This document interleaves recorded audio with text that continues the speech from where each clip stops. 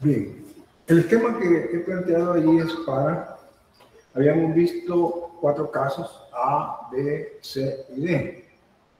El cálculo del trabajo isobárico, isotérmico, isovolumétrico y el adiabático. Hasta ahí el literal D. El literal E también permite analizar la expansión libre.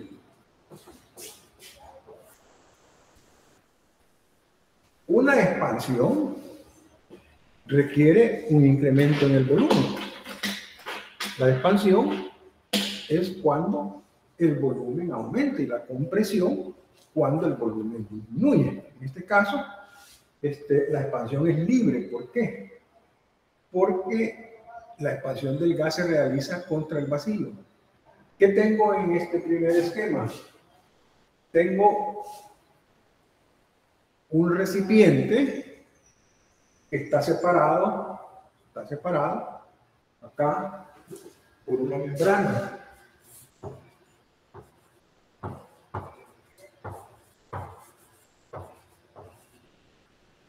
Y ahí contiene cierta cantidad de gas ideal, que es el que venimos trabajando, ¿verdad?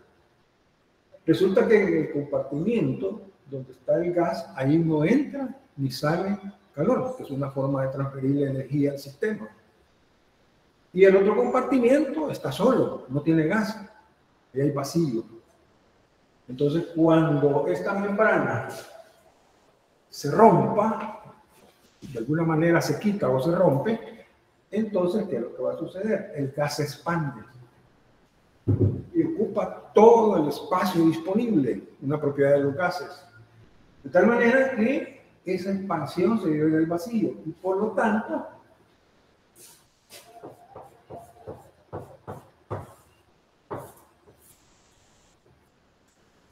el trabajo es igual a cero. Ahí no hay trabajo, porque el gas se expande contra el vacío, es decir, no hay oposición, no hay fuerza contra la cual, a la cual vencer, digamos, para que pueda haber algún tipo de trabajo. Si ustedes ven aquí, ahí represento las moléculas por 10 crucitas. Entonces, cuando se expande, también le pongo 10 crucitas, ¿verdad? Porque la masa de gas es la misma. Nada más que los gases siempre ocupan el espacio o el volumen del recipiente que los contiene. Esto es lo que se llama una expansión libre. Ahora, yo puedo tener una expansión isobárica, una expansión isotérmica, ¿verdad? Una expansión adiabática. En este caso se dice expansión libre.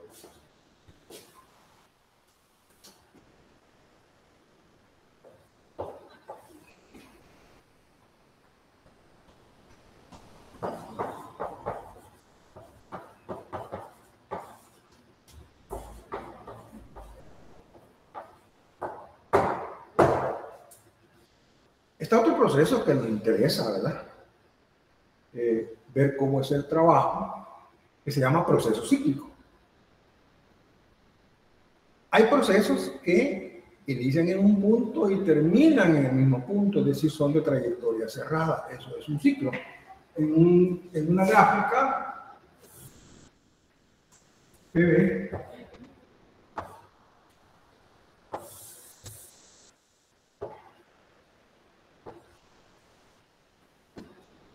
tenemos lo siguiente. Digamos, este es A, este es B. ¿Dónde comienza el ciclo? No está dicho dónde comienza. Yo lo voy a comenzar en A. De A va hacia B. Y de B regresa a punto de salida igual punto de llegada. Ese es un proceso de trayectoria cerrada. En ese caso, ahí hay un trabajo desarrollado en ese ciclo. Y ese trabajo es el que encierra la curva.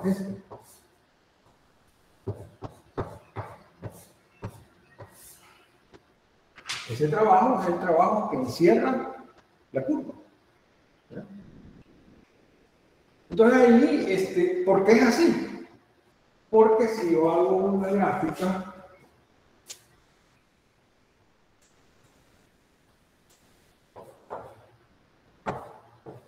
vamos a suponer que el proceso va de A hacia B.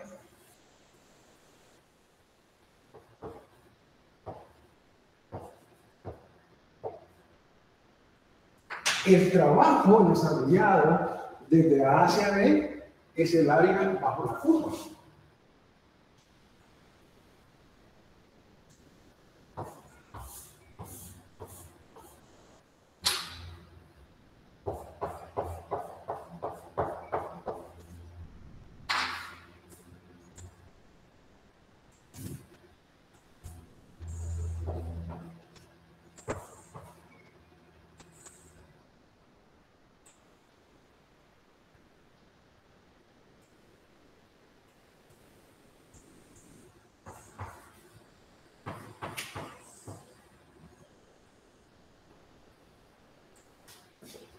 Aquí hay trabajo de A hacia B y hay un trabajo de B hacia A, que va a ser esta parte que voy a sombrear acá.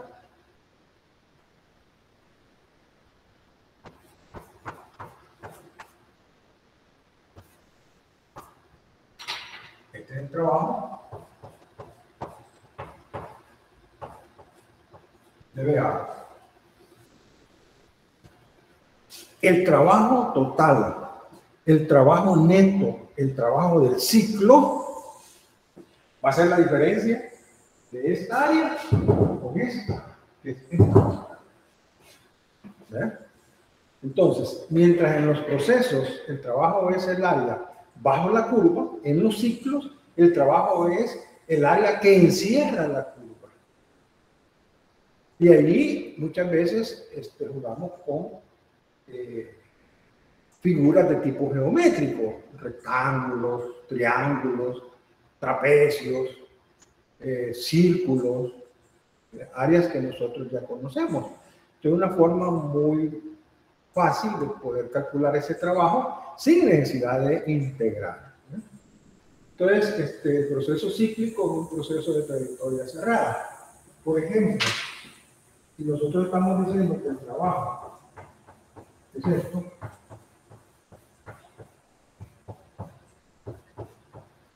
por ejemplo, de acá para acá,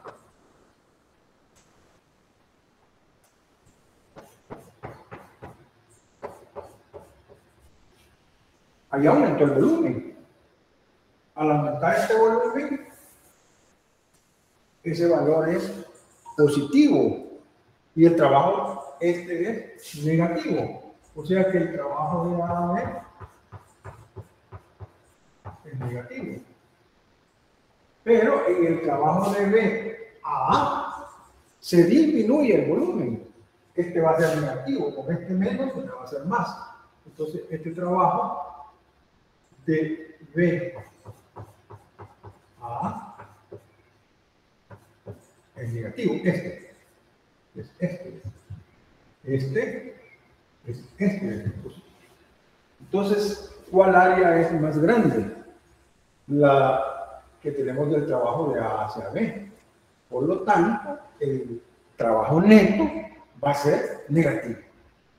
Trabajo neto, trabajo del ciclo, trabajo neto es negativo. Esa es la idea básica ahí del trabajo del ciclo. ¿Por qué los ciclos son importantes? Porque los gases cíclicamente trabajan cuando están formando parte de una máquina, por ejemplo, de un sistema que va a producir trabajo para mover un vehículo, digamos. Entonces ahí tenemos ciclos termodinámicos que tienen mucha aproximación a los ciclos ideales. Y por lo tanto, pues nos interesa estudiar. Ahí terminaríamos la parte de hablar de los trabajos. Hoy vamos a hablar del calor.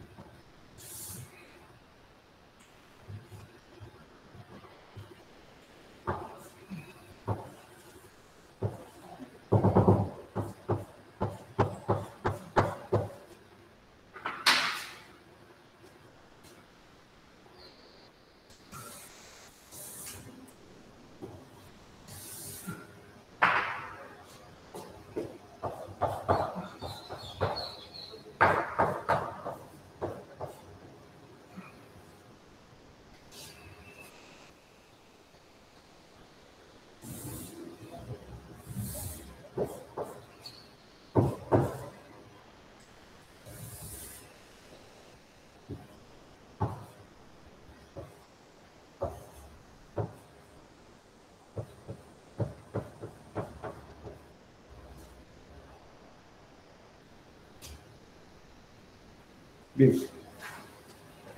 Vamos a basarnos en los esquemas para familiarizarnos con ellos y hablar del calor también. Por ejemplo, el primer esquema es una gráfica de presión contra volumen. Presión contra volumen. Es una línea recta que va de 1 a 2. Pues es un proceso isobárico a presión constante. El estado inicial tiene una presión 1, peso 1. El estado final tiene una presión 2, que es igual a la presión 1, peso 2. Obviamente aquí hay un trabajo. Este es el trabajo, ¿no?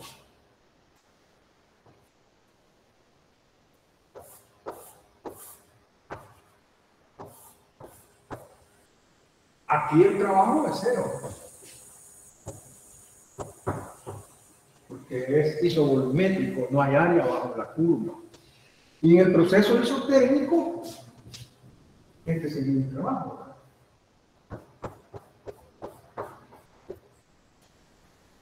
Observemos que esta temperatura es mayor que esta. Entonces, en la medida en que se aumenta la temperatura, ahí se está, por parte del sistema, absorbiendo cierta cantidad de calor. Ese cambio en la temperatura es una como evidencia, ¿verdad? No generalizada, pero es una evidencia de que en ese proceso se transfiere calor. Desde 1 hacia 2 hay cierta cantidad de calor, que es diferente al valor del trabajo. De tal manera que el calor acá, vamos a decir que el calor es mayor que 0, ¿eh? Y que el calor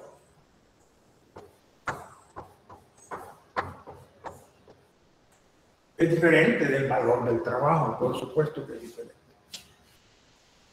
Entonces ahí vamos a hablar de un calor absorbido, pero acá la temperatura disminuye. Entonces ese nos evidencia un calor liberado, calor liberado. O sea que aquí vamos a decir que el Q es menor que 0 y que el trabajo vale 0. Calor y trabajo. Hay que relacionar los dos.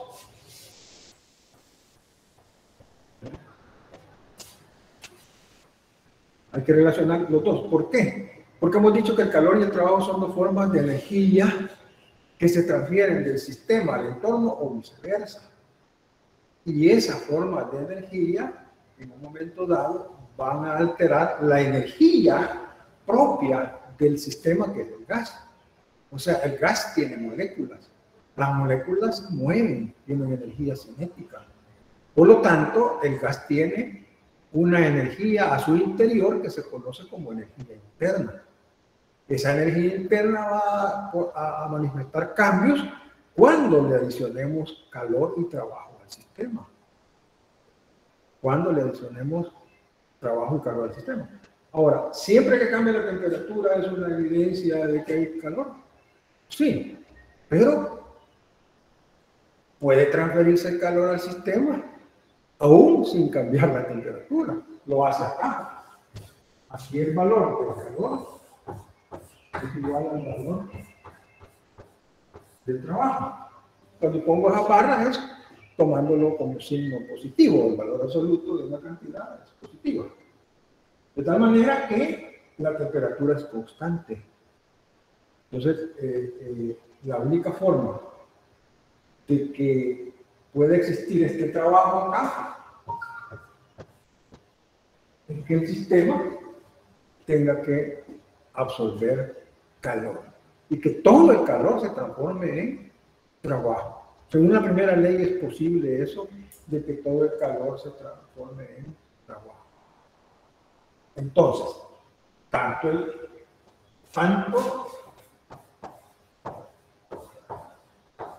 el trabajo como el calor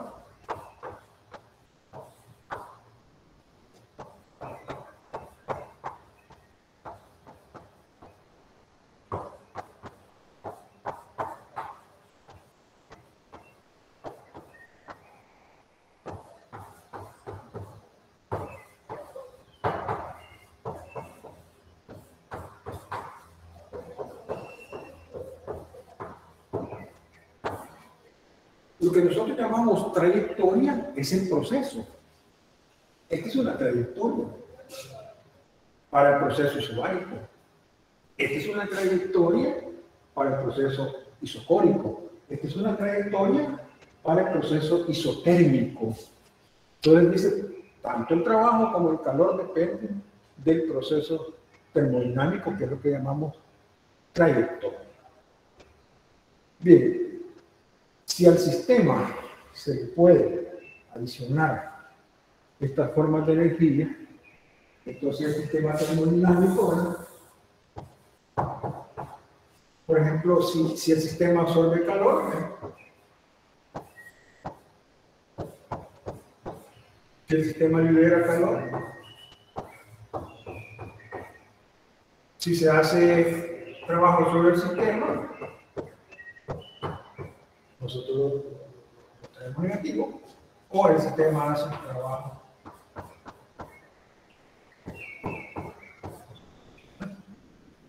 Entonces, este intercambio de energía como calor y trabajo hace que cambie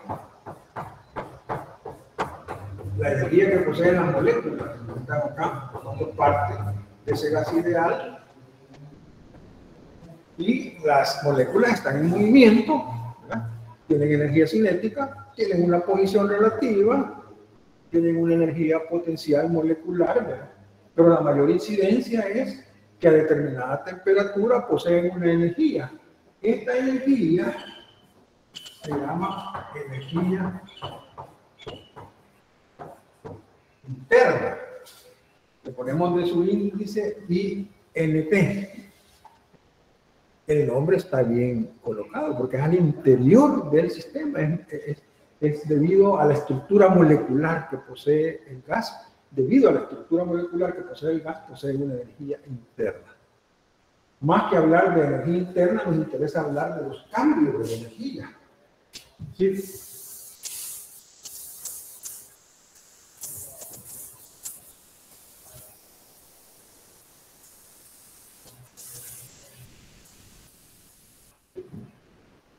Bien, esta energía interna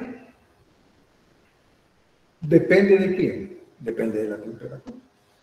Para que cambie la energía interna tiene que cambiar la temperatura. Ya lo vamos a plantear. Entonces, lo importante es que la energía que nosotros vamos a estudiar intercambiándose entre los sistemas y el entorno y viceversa es energía en forma de calor, trabajo y energía interna, la cual se va a ver modificada dependiendo de los valores del calor y el trabajo que son adicionados. ¿Verdad? Vamos a plantearnos acá.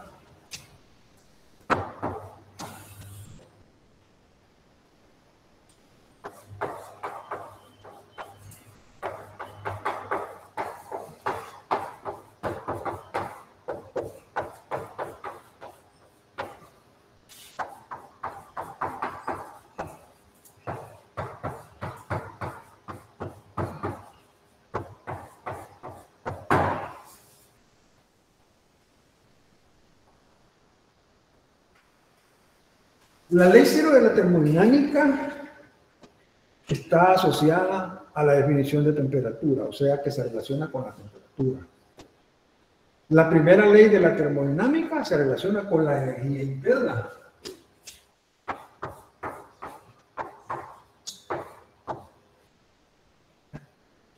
Es decir, está relacionada con la energía interna. ¿Qué es la primera ley de la termodinámica? Es la conservación de la energía. ¿Qué tipo de energía involucra la primera ley? Esto se llama primera ley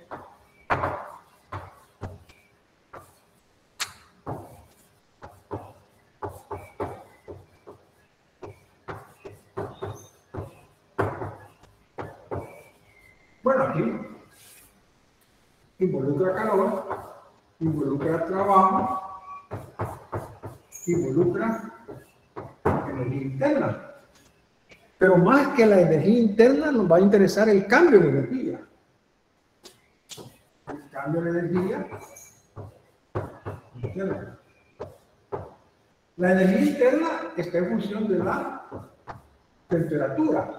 Para que esta cambie, tiene que cambiar la temperatura.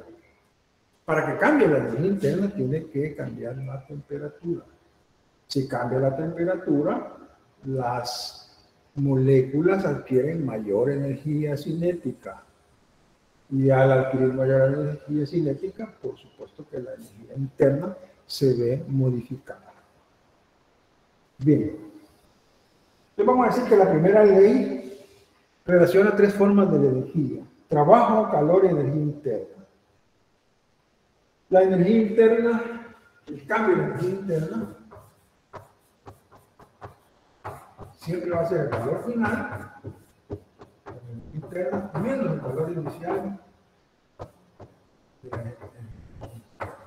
Valor final menos valor inicial, eso me da el cambio. ¿Me puede dar un delta E negativo? Sí, cuando la energía interna disminuye. ¿Me puede dar un valor positivo? Sí, cuando la energía interna aumenta. Entonces ahí el delta va a ser positivo. Este es el cambio de energía interna.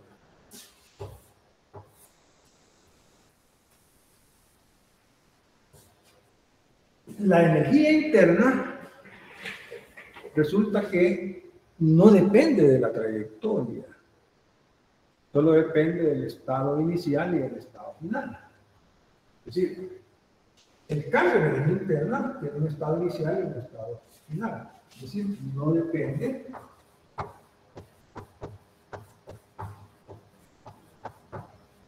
de la trayectoria.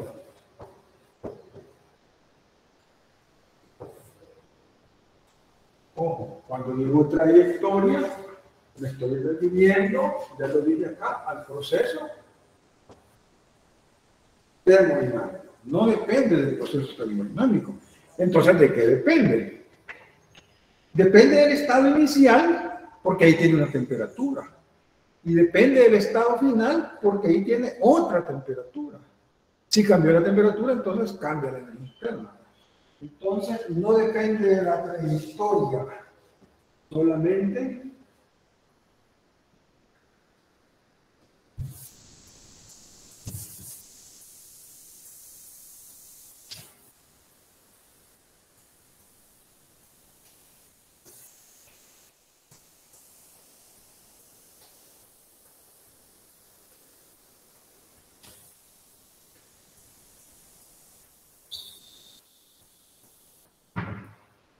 no depende de la trayectoria, solamente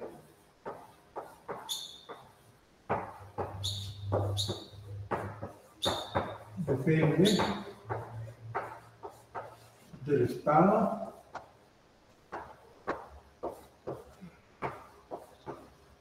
inicial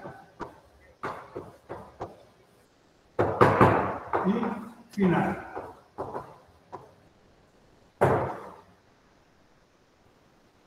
Por lo tanto,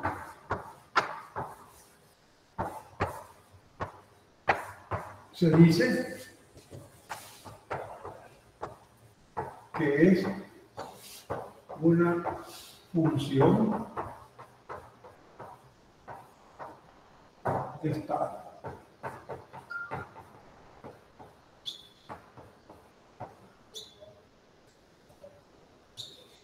Ustedes pueden calcular delta E, cambio de energía interna, es una función de estado. Pero ustedes no pueden calcular un delta Q, por ejemplo, ¿no? Es decir, calor final menos calor inicial. No pueden calcular un delta W, trabajo final menos trabajo inicial. Calculan el trabajo, calculan el calor en cada proceso. Entonces, las propiedades que no dependen de la trayectoria y solo dependen del estado inicial y final se denominan función de estado. Vamos a hacer un grafiquito que nos va a ayudar a eso.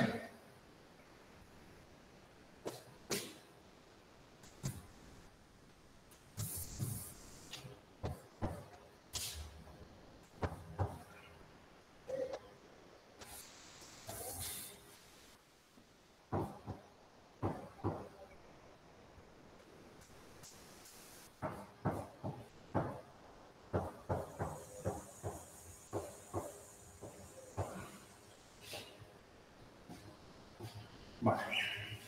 ¿Qué he dibujado ahí? Una gráfica de presión contra volumen y dos isotermas. Esta es una isoterma y esta es otra. Hacia allá aumenta el valor de la temperatura y hacia acá disminuye el valor de la temperatura.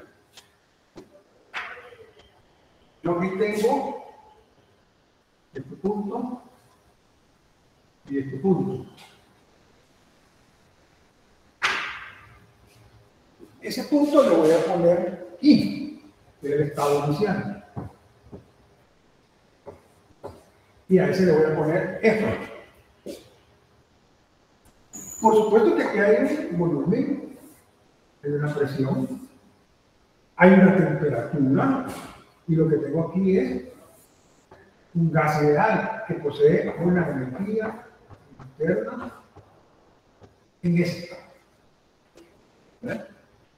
Pero nosotros queremos pasar de I hasta F. Por supuesto que aquí va a haber un volumen, una presión, una temperatura y por lo tanto una energía interna final. Entonces, si la temperatura cambia, entonces también cambia la energía interna. Esos cambios, ¿cómo se pueden desarrollar? Bueno, hay diferentes formas de desarrollar los cambios. Uno sería, por ejemplo, un proceso hasta acá a presión constante y luego un proceso a volumen constante. Para ir desde I hasta F, el gas se puede someter a un proceso a presión constante primero y luego un proceso a volumen constante. También se puede hacer esto, primero a volumen constante y después a presión constante. Se puede hacer directamente también.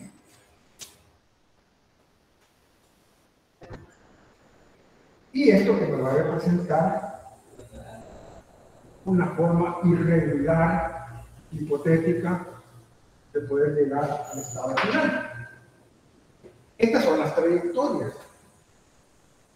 Digamos que este es 1, trayectoria 1, la trayectoria 2, la trayectoria 3, la trayectoria 4. Todos esos procesos, que son trayectorias desde I hasta F, involucran el mismo cambio en la temperatura. Parten de un valor inicial de la temperatura a un valor final de la temperatura. Por lo tanto, todas van a tener esas trayectorias el mismo cambio de energía interna. Quiere decir que si nosotros determinamos acá cuánto trabajo y cuánto calor se adicionan al sistema, podemos determinar ese cambio de energía interna.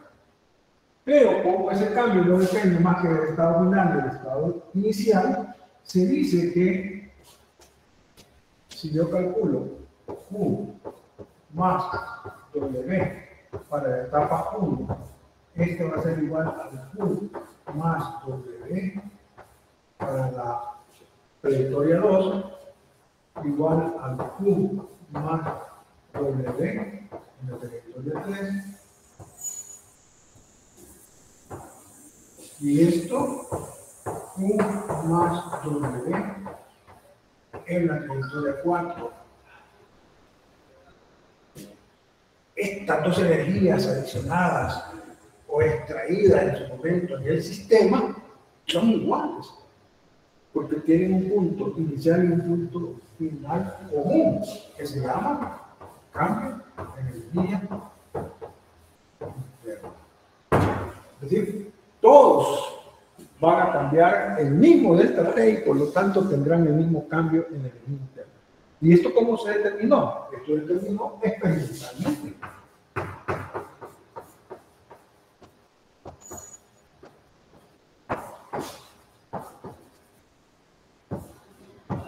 Sí, se hicieron mediciones de calor, de trabajo en cada uno de los procesos y al final se fue observando que prácticamente ese espuma W en cada trayectoria es el mismo y tiene que ser así porque el punto de partida y el punto de llegada provocan el mismo cambio de la temperatura y por lo tanto el mismo cambio de energía interna.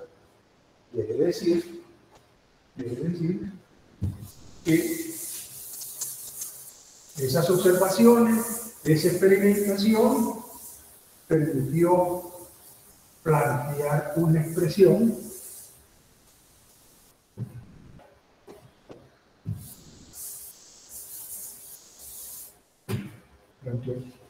digamos esta expresión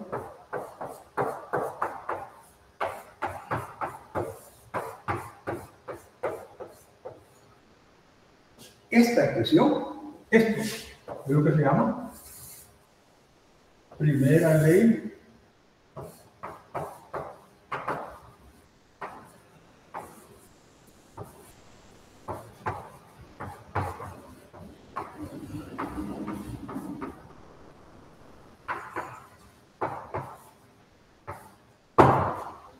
se habla de que es la conservación de la energía, sí.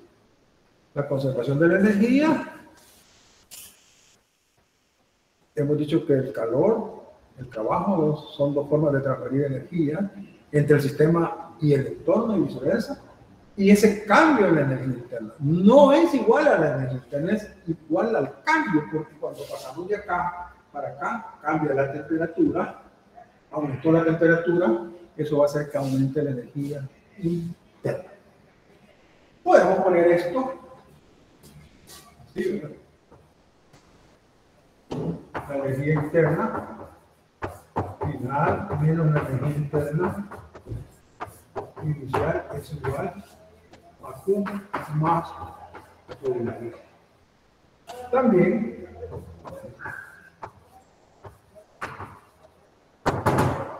de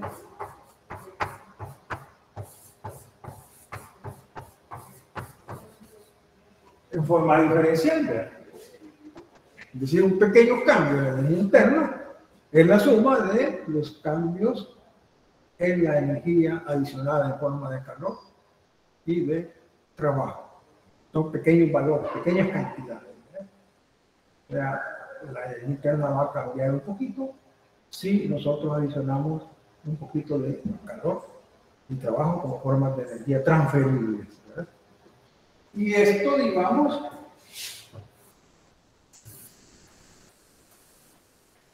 es una ley de conservación de acuerdo al sistema. Si se recuerdan en fluidos, hablábamos de la ley de la conservación de la energía, que es Bernoulli para ese sistema. Y luego en oscilaciones hablamos de conservación de energía en el movimiento armónico simple, por ejemplo, ¿eh? Para ese sistema. O sea que hemos ido estudiando la conservación de la energía es un concepto importantísimo de la física, lo hemos ido estudiando en los diferentes sistemas que hemos ido utilizando. Al final, la visión de lo que es la energía y su conservación se requiere después de estudiar tantos sistemas. Bien. Esta es la forma en la cual se ha formulado la primera ley de la termodinámica, ¿verdad? En base a la observación, la experimentación y eso pues llevó trabajo de los físicos, de los científicos, ya participaron físicos, químicos, todos aquellos que estaban involucrados en la ciencia, para poder determinar cómo se comporta la energía interna, que es una función de estado. No depende del estado inicial y final, no depende del camino llevado a cabo. Cualquier camino, aquí podría haber escogido otro, así, ¿verdad? Y al final, el cambio de la energía interna va a ser el mismo porque el cambio de temperatura fue el mismo. ¿Ah? Entonces, esas son trayectorias, esta hipotética, esta también, estas son más reales.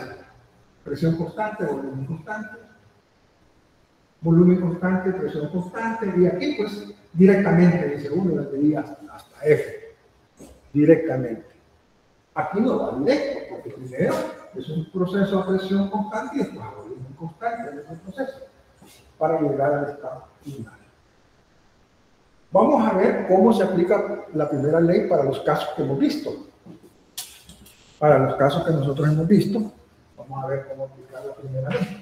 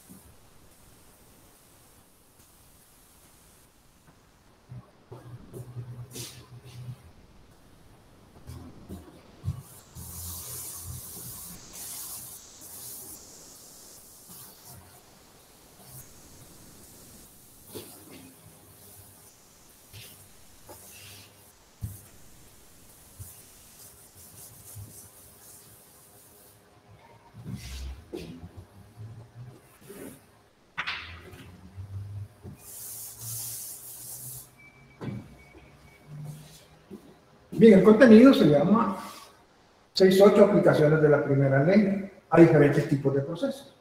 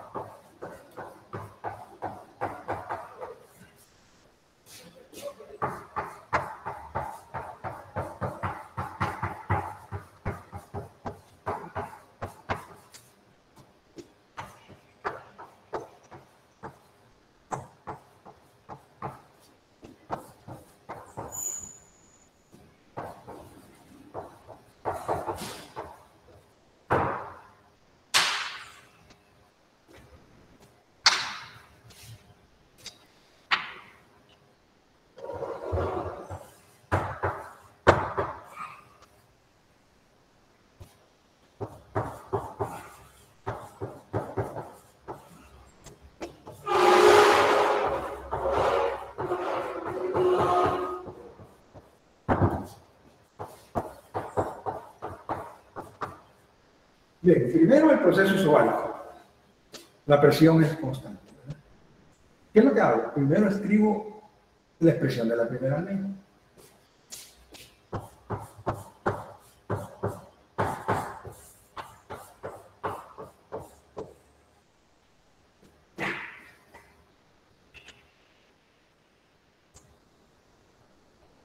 En el proceso isobárico hay trabajo, hay un área bajo la gráfica, ¿verdad? En la expansión isobárica. Hay un calor transferido y hay un cambio en la energía interna, porque cambia la temperatura, desde el estado inicial al estado final hay un cambio de temperatura. Por lo tanto, acá la aplicación va a ser que delta E es igual a Q menos delta B. ¿Por qué?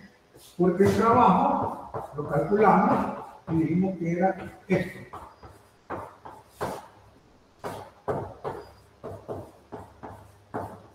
O sea que la primera ley la puedo escribir así, ojo.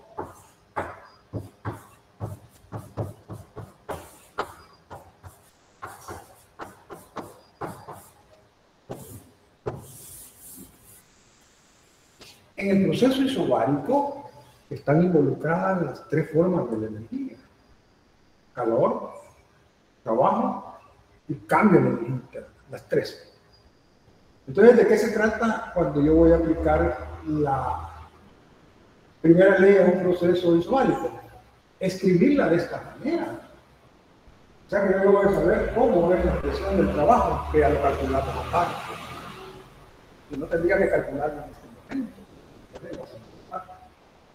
Esta es la expresión, digamos, de la primera ley. Pero ahora, este trabajo, yo lo conozco para el proceso visual. Bien. Veamos cómo hacer para otros procesos.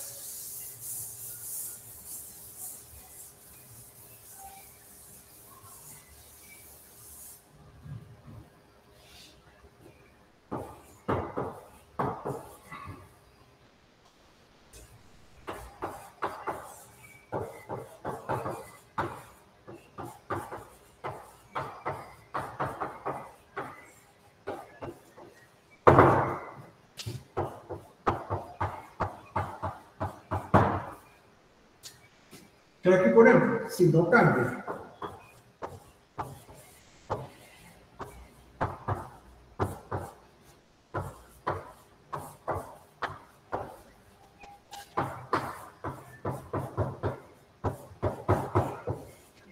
ese va a ser 0.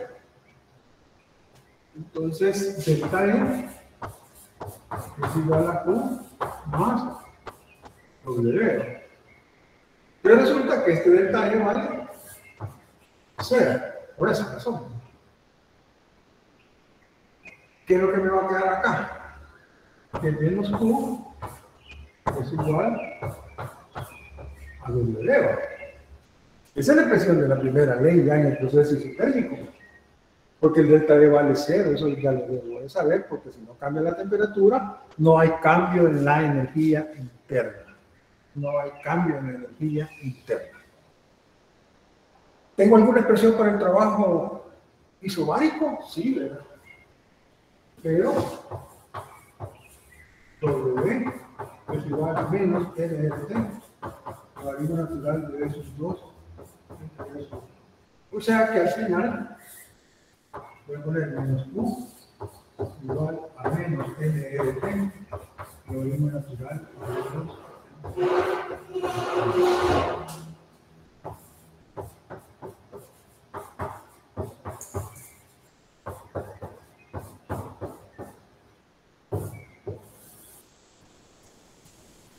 ¿Qué me está diciendo ahí? Que entre otras cosas, yo puedo calcular el calor a través del trabajo. Porque según la primera ley, si tengo el trabajo, como es una igualdad, ¿verdad? Si tengo el trabajo, tengo el calor. Entonces el calor lo puedo calcular conociendo este trabajo isotérmico. Eso es lo que me trata de decir ahí. Ahora, por supuesto que me van a preguntar cuánto vale el cambio en la interna. Vale 0, porque la temperatura es constante. ¿Cuánto vale el calor? El calor lo puedo determinar como NRT, logaritmo natural, del volumen 2 entre el volumen 1, que es el volumen inicial. Fíjense que ahí sucede lo siguiente. Me voy a adelantar así un poquitito. Cuando ustedes calculan en calorimetría el calor, ese es MC delta T. En los sistemas gaseosos ocupamos N de moles, C delta T. Pero ese C no es único. Puede ser un C a volumen constante o un C a presión constante. Hay dos valores de C para los gases. Entonces resulta de que no puedo en este momento calcular ese calor como NC delta T, porque no hemos hablado de esos calores específicos que son a volumen constante y a presión constante. Los que usamos en calorimetría son calores a presión constante. Entonces, lo que trato de decir es que usted puede conocer ese calor en este momento que estamos introduciendo la primera ley a través del trabajo. Porque según la primera ley, como es conservación de la energía, todo el trabajo se convierte en calor y todo el calor se convierte en trabajo. Cuando veamos la segunda ley, dice la segunda ley, momento. Ya pone una restricción, pero ahorita todavía eso no. Bien, según la primera ley, todo el trabajo se puede convertir en calor y todo el calor se puede convertir en trabajo. ¿Por qué? Porque es conservación de la energía. Entonces ya la segunda ley pone un obstáculo, porque puede ser que la conservación de la energía se dé, entre comillas, teóricamente, pero que en la realidad ese proceso nunca ocurra, ¿ya? Sea un proceso como hipotético que nunca ocurra. Pero ahí tenemos nosotros el proceso isotérmico. Isotérmico. Bien, vamos al otro proceso.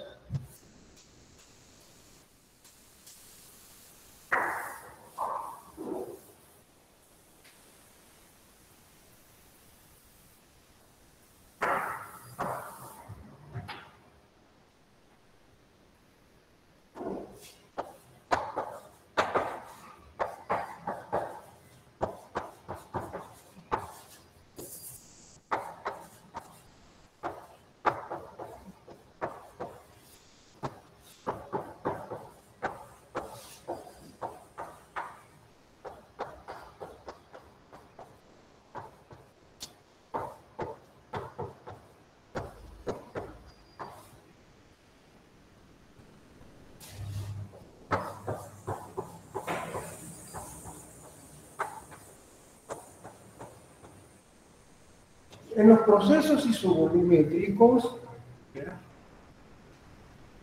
lo que no existe es trabajo, porque no hay área bajo la curva. Entonces, este trabajo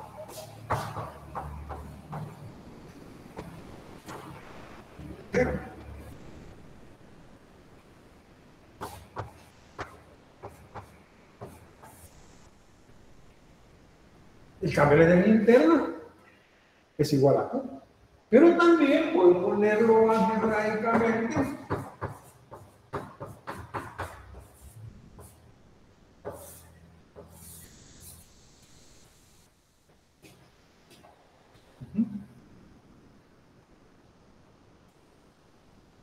solo para que veamos un caso. Ustedes pueden analizar el otro.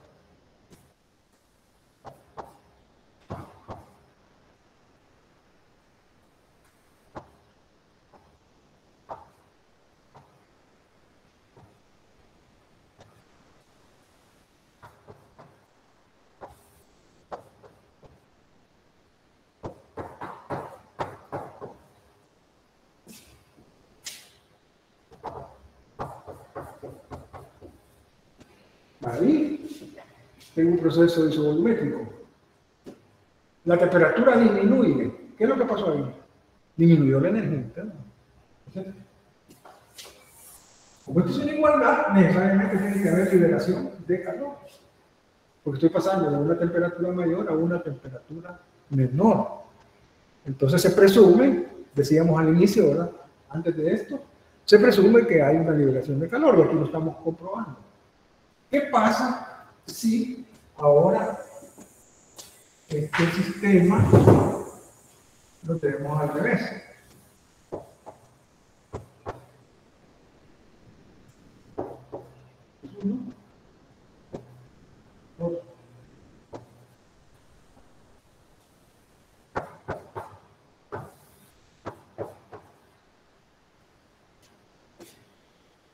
Ahí aumentamos la temperatura, aumenta la energía interna. Por lo tanto, absorbe el calor. Los dos son positivos. Entonces, la primera ley se expresa en los procesos isovolumétricos como delta E igual a Q, ¿verdad? Para el primer caso, digamos. O sea, este va con esto y esto va con esto. No nos vamos a confundir, ¿verdad? Ahí lo que tenemos es, digamos, ya más objetivo a través de la gráfica, ¿verdad? La pizarra es muy pequeña para estar haciendo gráfico y todo eso, entonces por eso agarro este caso para poderlo ver, ¿verdad?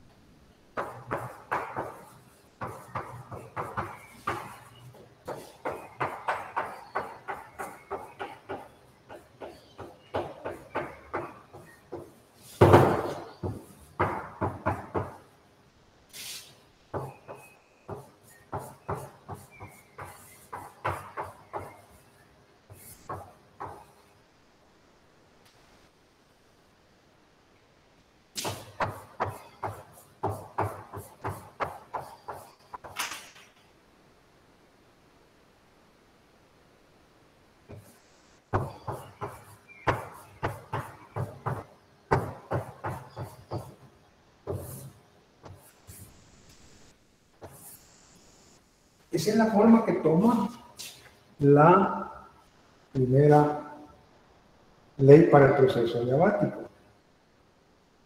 Por ejemplo, esto es para la expansión adiabática.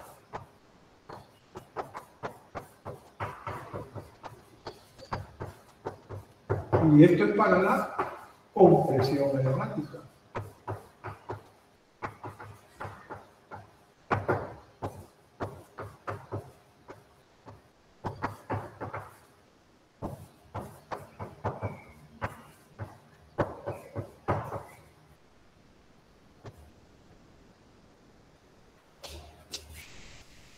En una expansión adiabática, el sistema hace un trabajo, que es este.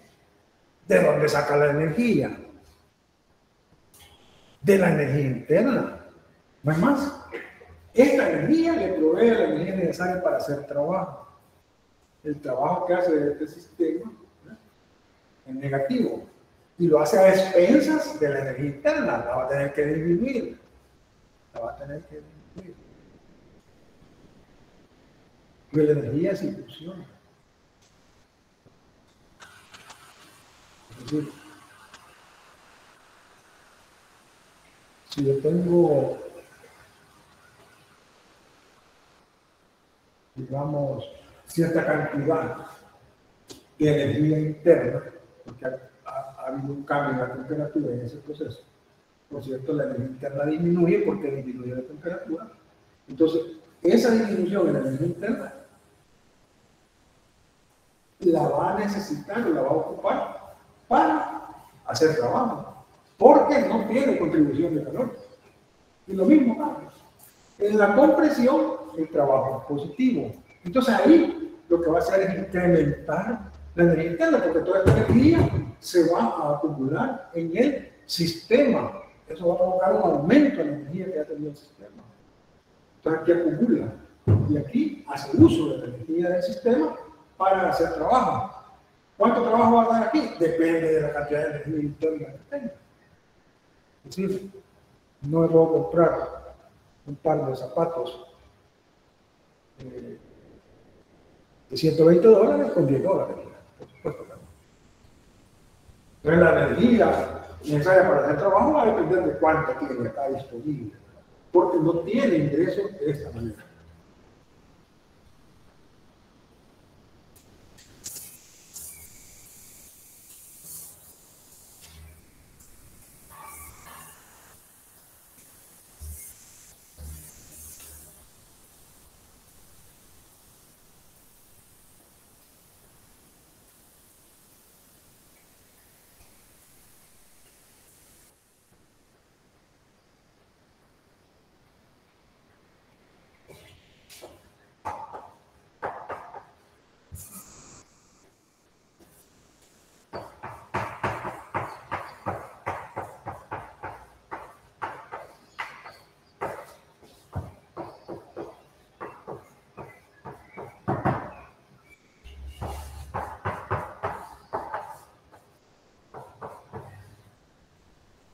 La expansión libre, digamos que es un proceso, ¿verdad?, en el cual no entra ni sale calor al sistema, y como lo hace la expansión contra el vacío, el trabajo es cero.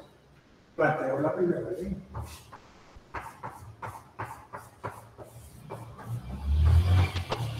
Esto es cero y esto vale cero. O sea que cuando está en el compartimento pequeño el gas y ahora ocupa todo el compartimento, la energía interna no ha cambiado. La energía interna final menos la energía interna inicial es igual a cero. Por lo tanto, la energía interna que tenía el gas al inicio es igual a la energía interna que tiene el gas al final. Y como esta solo depende de la temperatura inicial y la temperatura final son iguales. O sea que ahí no hay cambio de energía interna porque no hay cambio en la temperatura. No hay cambio en la temperatura. Ahí tenemos la expansión libre. Y por último, tenemos el proceso cíclico, ¿verdad? El proceso cíclico, es importante saber cómo manejo la primera ley de un ciclo.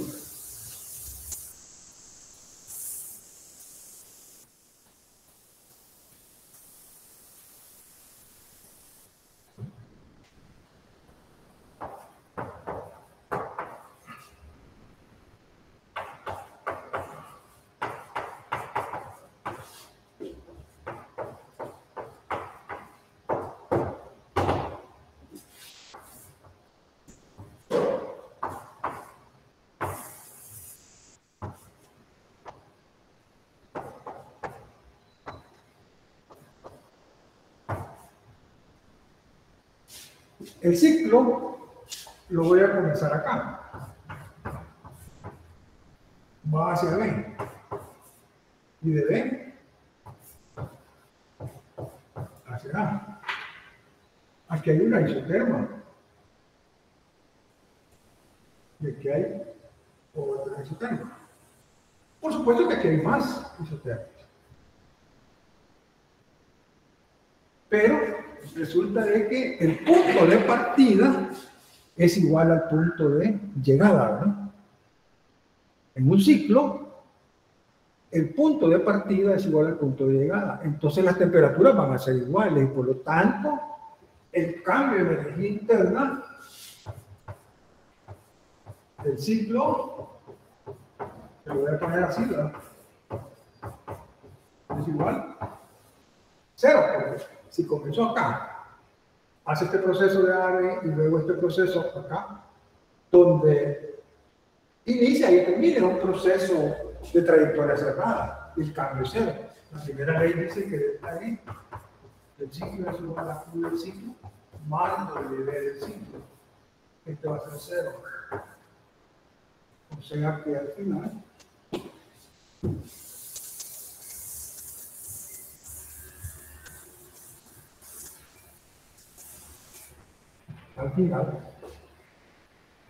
Q del ciclo más el trabajo del ciclo es igual a 0. Y aquí el trabajo del ciclo es igual a menos Q del ciclo o Q del ciclo es igual a menos.